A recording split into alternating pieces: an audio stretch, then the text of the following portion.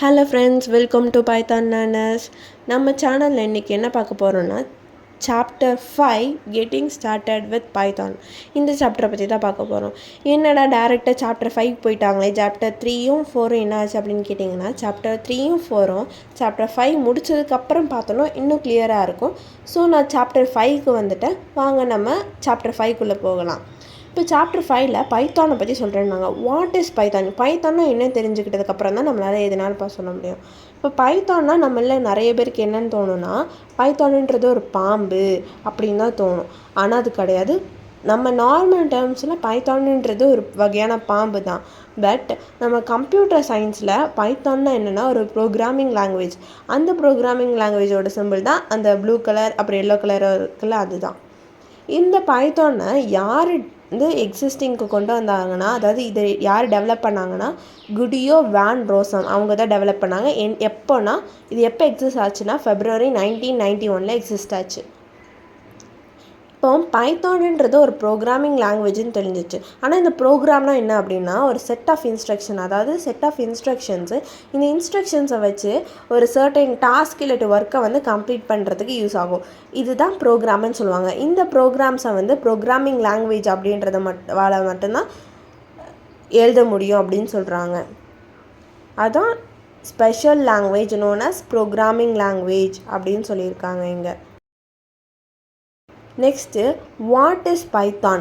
பைத்தான்ன்றது ஒரு ப்ரோக்ராமிங் லாங்குவேஜை அதை குடியோ வேன் ரோசம் தான் இது டெவலப் பண்ணியிருக்காரு அப்படின்னு சொல்லிட்டு நம்ம போனதில் பார்த்தோம். ஆனால் பைத்தான்ன்றது ஒரு ஹை லெவல் லாங்குவேஜ். மற்ற ஜாவா, C++, அதெல்லாம் கம்பேர் பண்ணும்போது பைத்தான் ஒரு high level language.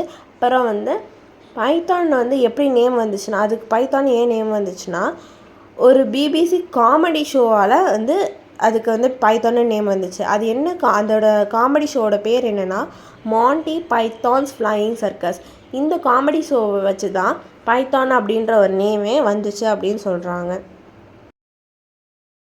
Next, advantages of Python. பைத்தானோட அட்வான்டேஜஸ் என்ன அப்படின்றத பார்க்க போகிறோம். Easy to use, cross platform, expressive, free and open source, complete. நம்மளுக்கு ஈஸியாக அண்டர்ஸ்டாண்ட் பண்ணுற மாதிரி.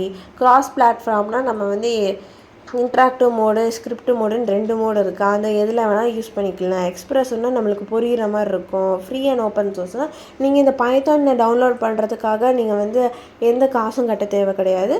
பைத்தான் இப்போ டவுன்லோட் பண்ணணுன்னா நீங்கள் யூடியூப்பில் அடித்து பார்த்தீங்கன்னே வந்துடும் பைத்தான் எப்படி டவுன்லோட் பண்ணுறதுன்ட்டு. இப்போ லிமிட்டேஷன்ஸ் ஆஃப் பைத்தான்ன்றது ஃபாஸ்ட்டான லாங்குவேஜ் கிடையாது.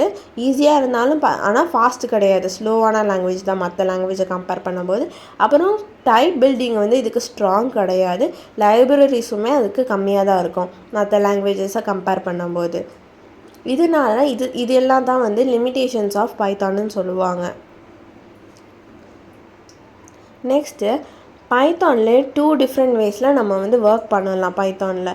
அது என்னென்ன வேஸ்னால், அதான் interactive mode, script mode. Interactive மோடில் நீங்கள் லைன் பை நீங்கள் கொஷினை கொடுத்த உடனே அதுக்கு ஆன்சர் கொடுத்துரும், அதாவது அவுட்புட்டை கொடுத்துரும். அதுதான் இன்டராக்டிவ் மோடு.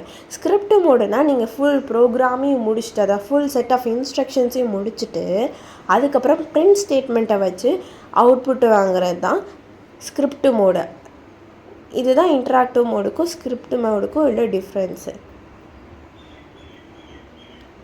தேங்க்யூ ஃபார் வாட்சிங்.